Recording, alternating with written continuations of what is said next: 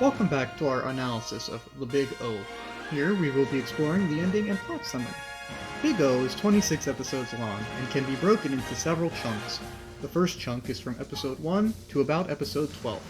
These opening episodes start us off on the adventure of the Big O and consist of standalone episodes that, while exploring some important themes and making important introductions, are for the most part serving to bring up important thinking points, world-building moments, and nudging us into suspending our disbelief. This is not an insult. These episodes are all quite enjoyable and serve the very important task of getting the viewer to get behind the characters. The next chunk is from episodes 13 to 15, which start to set up the seemingly grander plot. These episodes rapidly introduce concepts such as the Union, Gordon Rosewater, Alan Gabriel, the importance of memories, and many other plot devices that will be resolved later. Note, this also covers the jump from Season 1 to 2, and I feel it is important to note this because a grander plot was probably seen as somewhat necessary in order to rope in both viewers and producers for a second season. It also explains the different appearances of the show. As you can tell, the second series was done digitally and looks cleaner, although it does lose a bit of its stylistic charm. These episodes are good, but they throw a lot at the wall, and for this reason, some of it may seem muddled, as none of it is 100% clearly explained until the series' conclusion. The third chunk is episodes 16 to 19, and this is another batch of standalone episodes. Yet oddly, some of the best episodes are in this chunk. Episode 17 features one of my favorite anime speeches of all time, which says a lot knowing how much the genre loves its speeches. Episode 18 is an excellent comedy episode.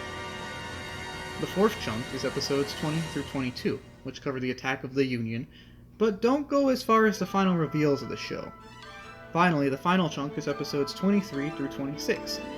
These serve to answer some of the questions we had from previous episodes, like 13 through 15, and steer the series towards its ending.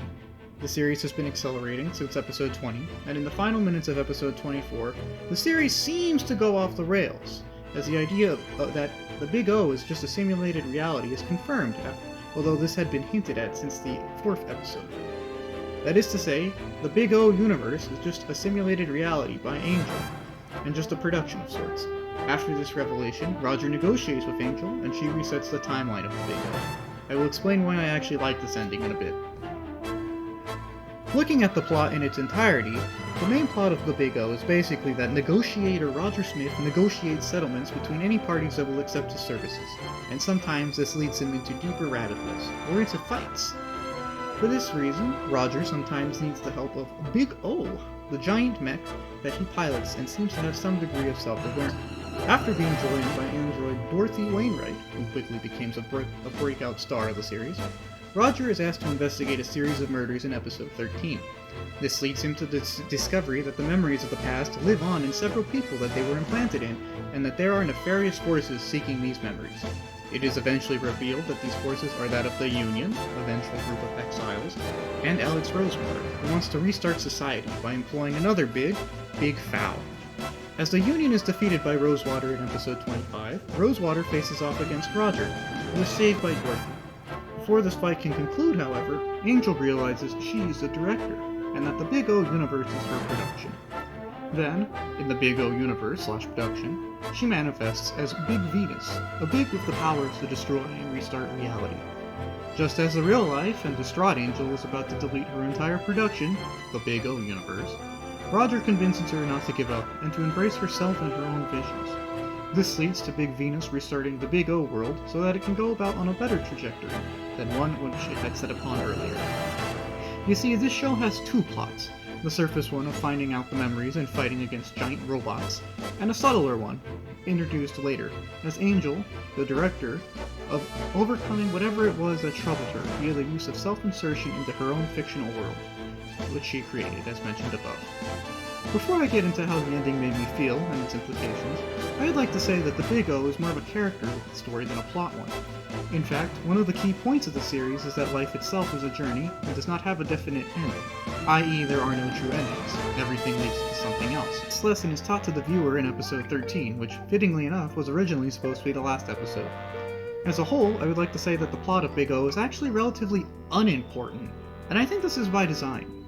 As mentioned earlier, the main plot does not even take up half the episodes, and seems to be a bit muddled at times. I think this is actually a strength of sorts, and it ties into the theme of choosing one's own path. Regardless of whether or not the plot is what it is, what matters is that Roger and the cast grew to choose and embrace the choices they made. They embraced who they were as characters and grew on their own. This is shown as early as the 13th episode, ironically the first episode of the so-called main plot.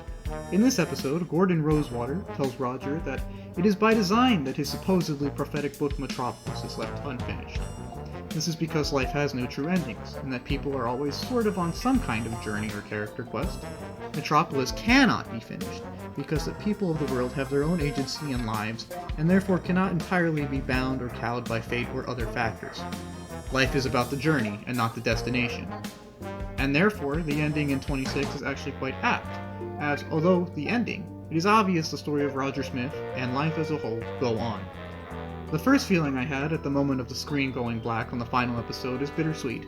This feeling is what I felt the most upon the completion of the Big O, and my dwelling on it for an inordinate amount of time. And while I feel this feeling is nothing to complain about, I do think it is one that we should delve into deeper. I do not think this feeling came from poor planning or writing, but actually as a result of the opposite. The show, while having charming and endearing characters, is not the sunniest. As a neo-noir-influenced piece, it has an air of darkness and sadness, of harsh reality. What I mean is that while the show was never depressing, it was never the happiest either.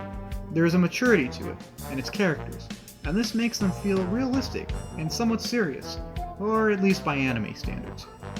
One could argue that this is one of the show's strongest points, in fact, that the humanity of these characters makes them so endearing.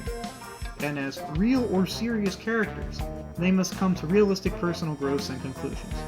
And I think that this is the reason the ending feels bittersweet. Looking at the ending on the surface, I can understand why many deem it bad. Since the timeline seems to be reset, the ending comes out of nowhere if you're not paying close attention, and the Big O had been a simulated reality the whole time. As explained earlier, Angel is revealed to be the director behind the Big O, which is actually some kind of production. Just as Angel is about to scrap it, as Big Venus, Roger appeals to her and then makes one last negotiation.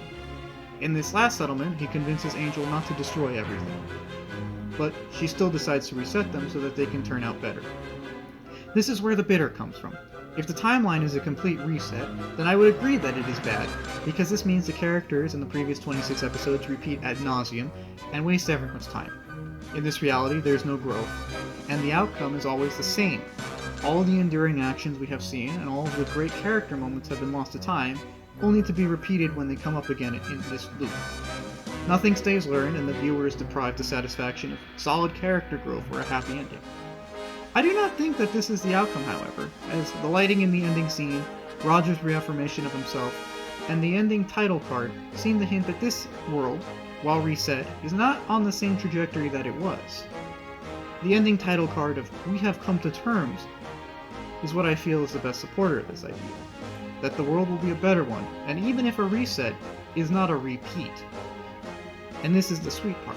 While everyone likes happy endings, they are not always the most realistic. And while I wouldn't complain about one here, I like the ending here as A, the show was hinting at it before episode 24, in fact, since episode 4. So I feel like something as this was needed just to, make sure that all those hints and imageries earlier go to good use. B, I respect how bold it was to simply have the show end the way it does. C, a non-conclusion ties into the theme of life going on. And finally, the bittersweet ending is more realistic and applicable to real life, and thus I feel it makes the show stick with the viewer more, especially considering how much of a loop it threw so many people through. Even if the reality of the Big O is a simulated one created by Angel, I still think the ending has positive implications for both plots, however. The creative exploits of one tend to reflect the emotional state of their creator. For example, if one is writing poetry while saddened, their poetry will likely reflect this to an extent. If one composes a song while jubilant, it will more likely have a sound that is triumphant and fun. This is because people tend to use creative ventures as outlets for emotional energy, regardless of their emotional state.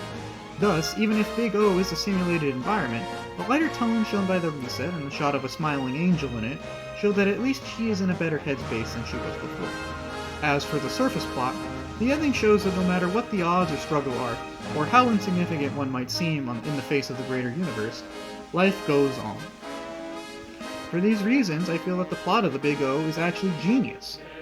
Its seeming insignificance marries it perfectly with the significance of the themes that will be explored later, and I think that the reset is not a throwaway. In fact, I think it ties everything together. I think that the plot is actually one of the reasons I love the show, and unfortunately it's also one of the reasons many others seem to loathe the ending. Although, as the themes of the show and the characters are the main strength of it, I feel that the plot putting itself under them to support them is actually very good, and I think that it speaks to the show's unique character and beauty.